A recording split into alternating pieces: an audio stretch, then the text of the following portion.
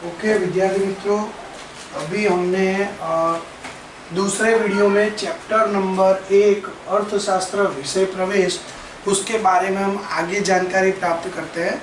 Last point हमने सूक्ष्मलक्षी अर्थशास्त्र और व्यवसाय लक्षी अर्थशास्त्र के बारे में पढ़ा था।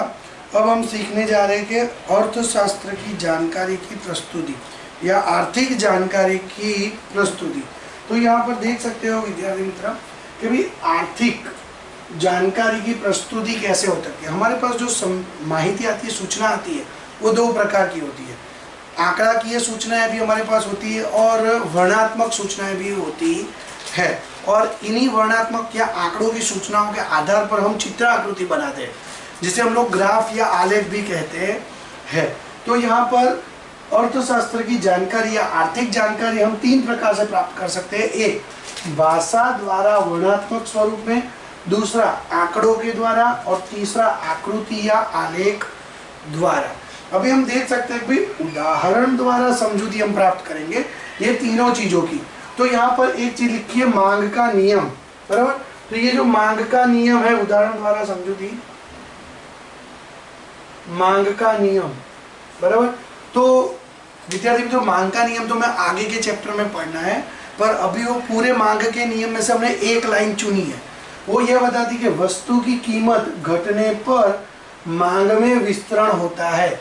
वस्तु की कीमत यदि कम हो जाए तो मांग में वृद्धि होती है, बराबर। इसे कहते हैं वर्णात्मक स्वरूप में रजूआत, किसी को वर्णन करके समझाया। तो आजकल आप देखते हो कि कोई भी चीज हम बातों से एक दूसरे से समझाते हैं तो ज्यादा समझ में नहीं आती, पर ये बातों की जगह हम उसको आंकड़ों से समझाए तो बहुत अच्छी तरह से समझ में आता है। जैसे कि यहाँ पर आंकड़ों के द्वारा, तो आंकड़ों के द्वारा आप देखो, पहले एक वस्तु की कीमत 20 रुपए थी। कोई एक वस्तु थी जिसकी कीमत 20 रुपए थी, तब उसकी इकाई 20 रुपए की मांग थी, 20 इकाइयों की मांग थी। यानी 20 रुपए की एक वस्तु, ऐसी 20 इकाइयों की मांग थी। पर धीरे धीरे बाजार में प्रवाह, तेजी मंदी ऐसा चलता रहता है, तो किसी कारणवश वस्तु की कीमत में कमी हो गई। अब देखो कि 20 रुपए की वस्तु अभी हो गई 15 रुपए में, 5 रुपए की कमी हो गई। तो जैसे ही वस्तु की कीमत में कमी हो जाएगी, सबको पता चला कि ये वस्तु सस्ती हो गई, अभी 5 रुपए उसके कम हो गए, तो मांग बढ़ जाएगी। तो आप देखो कि मांग 20 रुपए से बढ़कर क्या हो गई, 40 रुपए। आगे देखो, वस्तु की कीमत और कम हो गई, 10 रुपए, 5 रुपए और कम हो गए, तो व्यक्ति की मांग देखो, तो मांग बढ़ के क्या हो गई, 60 रुपए। तो जैसे जैसे वस्तु की कीमतें कम होती जाती है, तो दूसरी तरफ वस्तु की मांग भी बढ़ती जाती है। इसको हम एक और उदाहरण के रूप में कह सकते हैं कि आजकल आप देख रहे हो कि सोने का भाव बहुत ज़्यादा चल रहा है। कुछ 45 से 50 हज़ार के आसपास सोने का भाव चल रहा है। इस वजह से ये बहुत महंगा है, ज़रूरत के हिसाब से ही लोग खरीदते हैं। आधे से ज़्यादा मध्यम वर्ग, हमारे तुम्हारे जैसे लोग सोना खरीदने की बात नहीं करेंगे। पर अगर आपको ऐसा पता चले, अखबार में आए या न्यूज़ में आए, टीवी चैनल्स में, कि भाई कल या परसों से सोने के भाव में जबरदस्त गिरावट होगी, सोने का भाव 50,000 से कम होकर 25,000 या 20,000 हो जाए, तो रातों रात आपके पास पैसे आ जाएंगे और रातों रात सभी लोग सोने की खरीदारी शुरू कर देंगे, यानी मांग बढ़ जाएगी, बराबर, बाजार में। तो आप ये देख सकते हैं कि भाई वस्तु की कीमत अगर कम हो तो मांग बढ़ सकती है। तो पहले हमने वर्णात्मक रजूआत की, फिर हमने आंकड़ों के द्वारा समझा। अभी ये आंकड़ा की माहिती को मैंने आलेख, ग्राफ, तीसरा पॉइंट है ना, वह आकृति या आलेख द्वारा प्रस्तुति, आर्थिक जानकारी की। तो आलेख या आकृति द्वारा प्रस्तुति, तो ग्राफ में हमें दर्शाया कि वस्तु की कीमत 20 रुपए हो तो मांग कितनी है, 20 है। वस्तु की कीमत 15 हो जाए तो मांग घट के क्या, बढ़ के क्या हो जाती है, 40 रुपए। और वस्तु की कीमत कम हो के 10 हो जाएगी तो मांग बढ़ के क्या हो जाएगी, 60 रुपए हो जाएगी, 60 इकाई हो जाएगी। तो आप देख सकते हैं कि इसको हम आकृति द्वारा भी समझ सकते हैं। फिर आगे देखो, सांख्यिकीय माहिती का महत्व। ये आंकड़ा की माहिती जो हम प्राप्त करते हैं उसका महत्व क्या है, उससे हमें क्या फायदा होता है। तो यहाँ पर सबसे पहले लिखा, सिद्धांतों के आधार में वृद्धि होना। तो किताब में आप देखो पेज नंबर 5 के ऊपर पॉइंट नंबर 7, बराबर।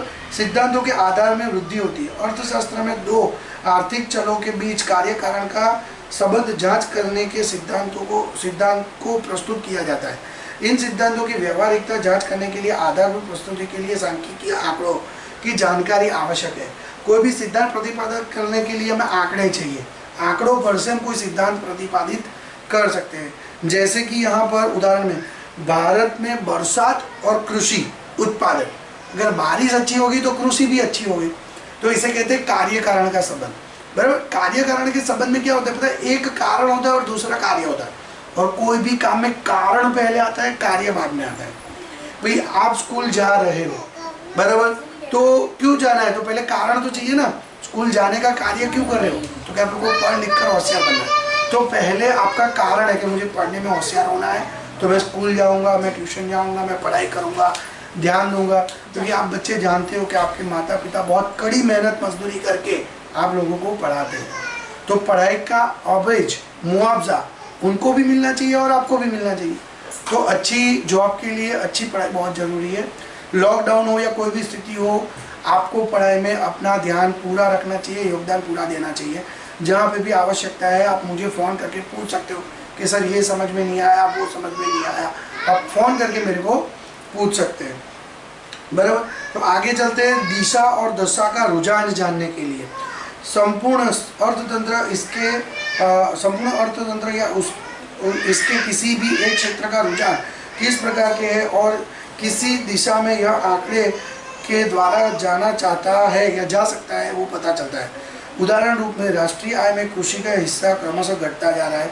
भारत में होने वाली आयात का प्रमाण बढ़ता जा रहा है। अर्थतंत्र में मुद्रास्फीति बढ़ रही है। यह रुझान और आंकड़े के द्वारा जाना जा सकता है। आंकड़े की दशा और दिशा दोनों दर्शाते हैं। अर्थतंत्र किस दिशा में जा रहा है और किस देश के साथ उसके आर्थिक व्यवहारों में बढ़ोतरी हो रही है, किस क्षेत्र में उत्पादन बढ़ रहा है, किस क्षेत्र में रोजगारी के अवसर बढ़ रहे हैं। यह तमाम दिशा सांख्यिकीय जानकारी के आधार पर की जा सकती है।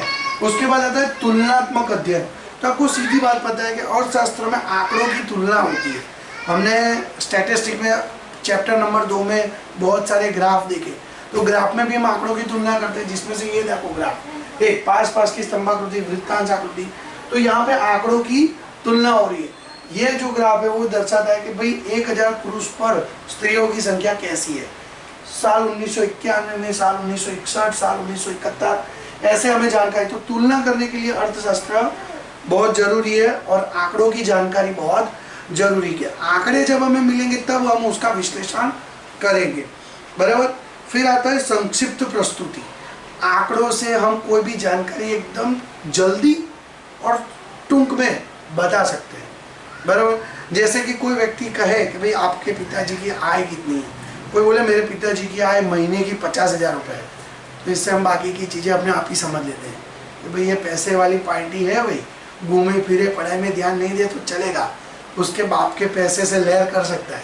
पर ऐसा कुछ नहीं होता है। जीवन में जो भी करना है अपने दम पर या अपने पुरुषार्थ से करना है। वो पिताजी का है, हम मेहनत करके हमने क्या प्राप्त किया है वो हमारे लिए बहुत महत्वपूर्ण है। हम जितनी मेहनत करेंगे वो चीज़ हमें मिलेगी और पिताजी ने जो मेहनत की है उनसे वो चीज़ उनको मिलेगी। हाँ, वारसा में या वसीयत के नाम पर हमें कुछ मिलता है, पर वो कुछ चीज़ टिकाए रखने के लिए या उसमें वृद्धि करना ये हमारी जिम्मेदारी बनता है। वरना कई लोग ऐसे भी हैं जो रातों रात करोड़पति भी हो जाते हैं। बराबर। तो ध्यान दीजिए कि भी आंकड़ों से हमें तुलना करने में सरलता होती है और संक्षिप्त में जानकारी बता सकते हैं। सांख्यिकीय जानकारी को आकृति व आलेख में प्रस्तुत करते समय ध्यान में रखने योग्य बातें। आपको कोई जानकारी आंकड़ों द्वारा या आलेख द्वारा प्रस्तुत करनी है ऐसे, तो आपको ये 3 बातें पता होनी चाहिए। एक, विश्वसनीय प्राप्ति स्थान। आपने जो भी आंकड़े जहाँ से भी प्राप्त किए हैं जिस चीज़ के लिए, गरीबी, बेकारी, बेरोजगारी या भारत देश की जनसंख्या बढ़ रही है, उसका रुझान आपको जानना है या उसको आपको अखबार में या मैगजीन में कहीं पर प्रकाशित करना है, तो इससे आपको सरकारी कचहरी में जाके आंकड़े लेने चाहिए। तो आंकड़े विश्वसनीय जगह से लेने चाहिए। तो पहला पॉइंट ये, आंकड़े आपके विश्वसनीय होने चाहिए।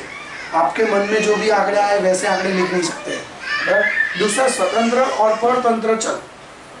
स्वतंत्र और परतंत्र चल। तो तो अभी अभी हमने देखा कि कार्य कारण का संबंध, सिद्धांत को आधार, सिद्धांत के आधार में वृद्धि करना। तो स्वतंत्र चल किसे कहते हैं, परतंत्र चल किसे कहते हैं। तो अभी अभी हमने जाना कि भाई कार्य कारण का संबंध होता है दो चलों के बीच। तो उसमें आपको ये देखना है कि बारिश और कृषि उत्पादन, इन दोनों में कारण कौन है, कार्य कौन है। तो आपको क्या लगता है कि बारिश अच्छी होगी तो उत्पादन कृषि में अच्छा होगा, या कृषि में उत्पादन अच्छा हुआ है तो बारिश अच्छी होगी? क्या लगता है आपको? पहले वाला जो मेरा विधान था वो सही है सर, अगर बारिश अच्छी हो जाए तो कृषि में उत्पादन यानी पैदावार बढ़ेगी। तो बारिश है वो कारण है, पहले बारिश होगी और उसके बाद कार्य होगा। क्या कि अच्छी बारिश के कारण खेतों में पानी मिलेगा, पानी की वजह से फसल अच्छी होगी, फसल अच्छी होगी, पैदावार बढ़ेगी, चीज वस्तुओं की कीमत में कमी होगी। आप जान सकते हैं अच्छी बारिश हर एक चीज वस्तुओं की कीमत को कंट्रोल में रखने के लिए जरूरी है। और बारिश होने के लिए क्या करना चाहिए वो भी आपको पता है, जो आगे की कक्षा में आप पढ़ चुके हैं कि बारिश होने के लिए हमें अधिक से अधिक वृक्ष बोने चाहिए, बराबर। जितने मानव है पृथ्वी पर उतने ही वृक्ष, या उससे 3 गुना 4 गुना वृक्ष होना चाहिए। मानवीय अभी उससे उल्टा कर रहा है, क्या कर रहा है, पेड़ों पौधों को काट रहा है फर्नीचर के लिए, इसके लिए उसके लिए, और साथ ही साथ प्रदूषण बढ़ा रहा है, बराबर। आप देखो बाइक, एक्टिवा, स्कूटर, बस, ट्रक्स पेट्रोलियम पैदाश से चलते हैं, डीजल पेट्रोलियम वगैरह से चलते हैं। तो ये सभी वातावरण को प्रदूषित करते हैं। तो प्रदूषण से बचने के लिए भी हमें ये चीज जरूरी है कि हमें अधिक से अधिक वृक्ष बोने चाहिए, या वृक्षों को ज़्यादा से ज़्यादा लगाना चाहिए। जंगलों का भी रख रखाव करना चाहिए, उससे रक्षणात्मकता चीज प्रदान करनी चाहिए, बराबर। हम जानते हैं, उसके बारे में आगे पढ़ चुके हैं। तो स्वतंत्र चल बारिश है और परतंत्र चल कृषि उत्पादन है, कि बारिश में कोई कमी वृद्धि होगी तो उत्पादन में कमी वृद्धि हो सकती है। उसके बाद आता है स्केल माप की पसंदगी। तो स्केल माप भी अच्छे से ध्यान रखना। आपको पता ही है कि हमने आंकड़ा शास्त्र में जब ग्राफ बनाए थे तो स्केल माप लिखना पड़ता है कि y अक्ष पर 1 सेमी बराबर 10 या y अक्ष पर 1 सेमी बराबर 20, 50। तो आपको कैसे आंकड़े मिले, वो आंकड़े 1 से 100 के अंदर है तो आप 10, 20, 30 का माप ले सकते हैं। आंकड़े 1 से लेकर 1000 के बीच में है तो आप 100, 200, 300, 400 का y अक्ष पर स्केल माप ले सकते हैं। इकोनॉमिक्स में दोनों अक्षों पर स्केल माप लिया जाता है, y अक्ष पे भी और x अक्ष पे भी स्केल माप लिया जाता है, बराबर। तो यहाँ पर हमारी ये सभी जानकारियाँ समाप्त होती है और आगे किताब में 1.9 में सांख्यिकीय जानकारी की आलेख या आकृति के द्वारा प्रस्तुति, जिसमें पहला है स्तंभ आलेख। तो यहाँ पर आप देख सकते हैं कि स्तंभ आलेख गेहूं का उत्पादन के बारे में दर्शाए। 1971 में गेहूं का उत्पादन हमारे यहाँ 23 लाख टन के आसपास था।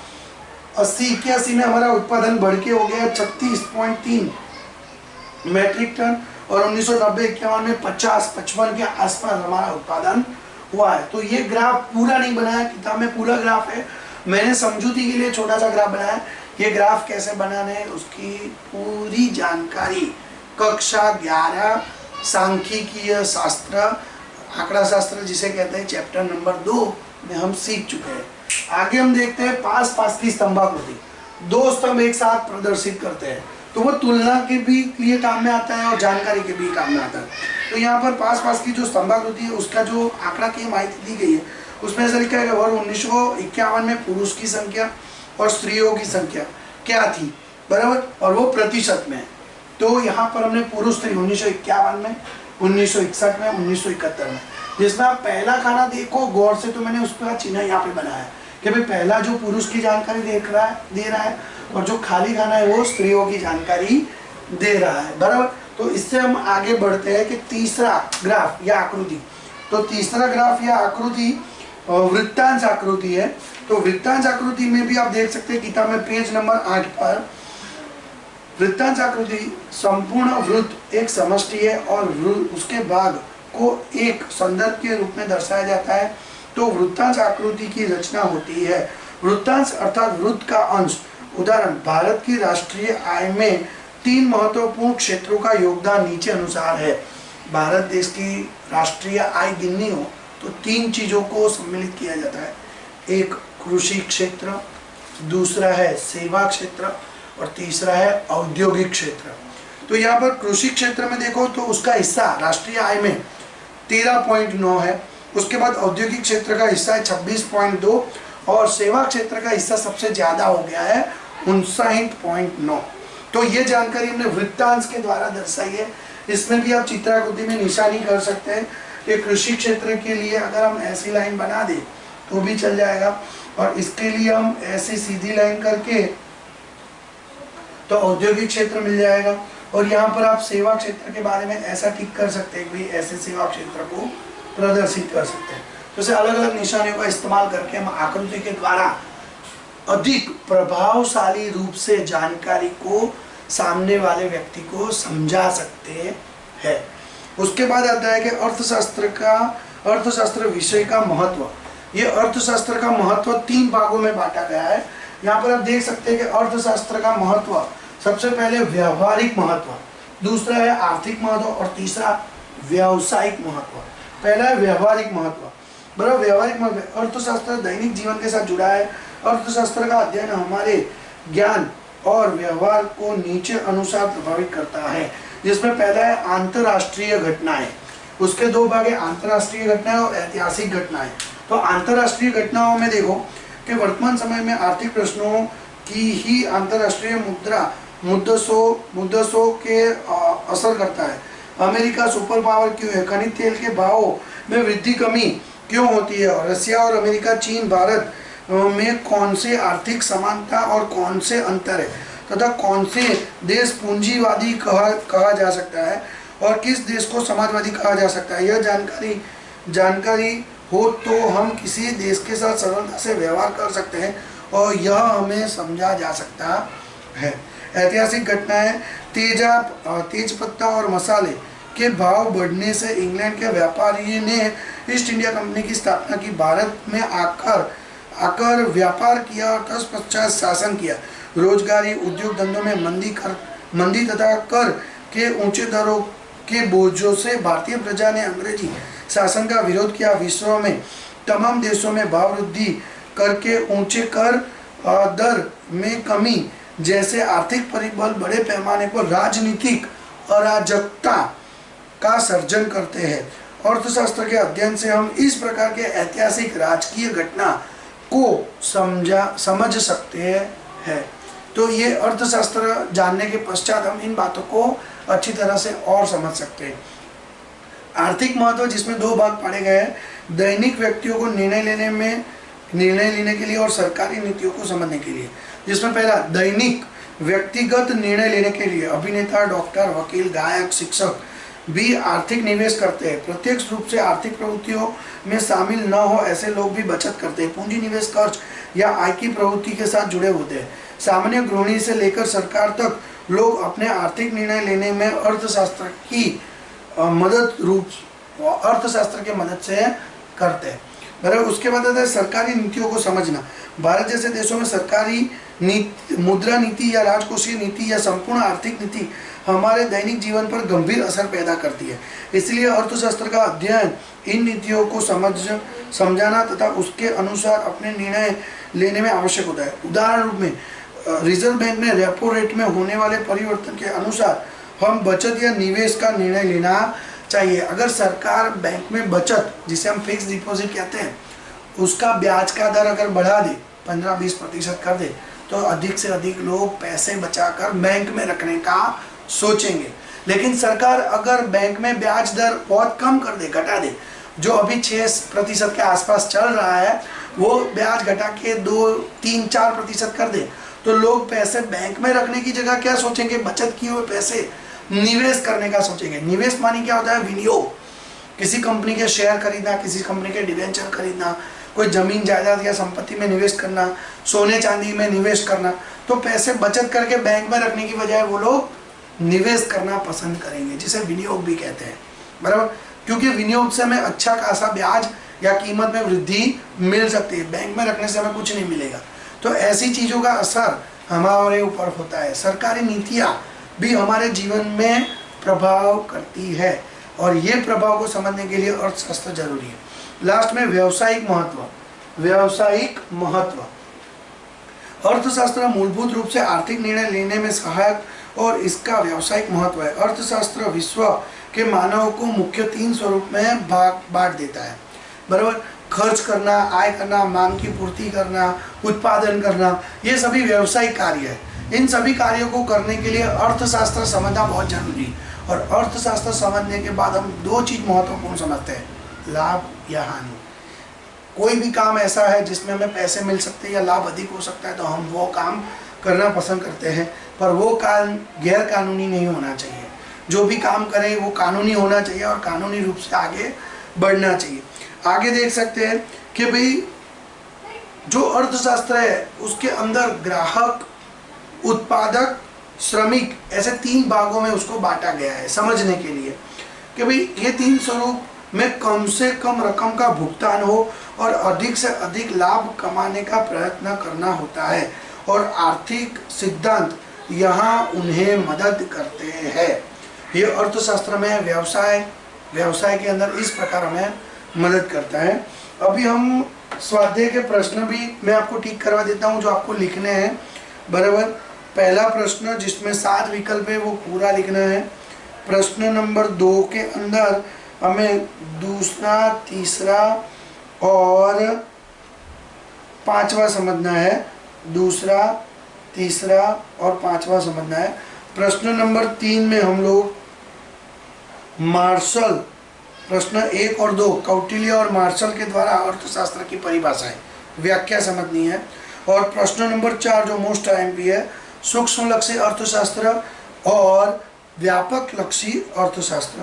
प्रश्न नंबर 4 में हम लोग प्रश्न नंबर 2 और प्रश्न नंबर 3 के बारे में समझेंगे।